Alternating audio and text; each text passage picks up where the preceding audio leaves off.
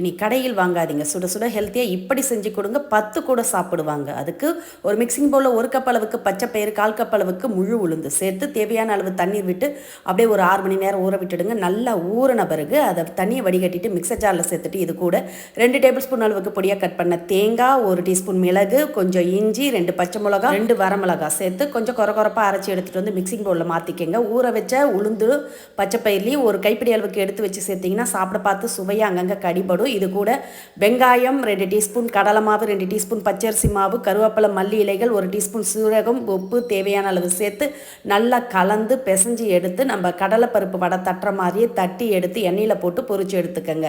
இதை வடையாகவும் தட்டி பொரிச்சு எடுக்கலாம், பக்கோடா மாதிரி போட்டு பொரிச்சு எடுக்கலாம். எந்த மாதிரி உங்களுக்கு விருப்பமோ அந்த சுவையில் செஞ்சு சாப்பிடுங்க.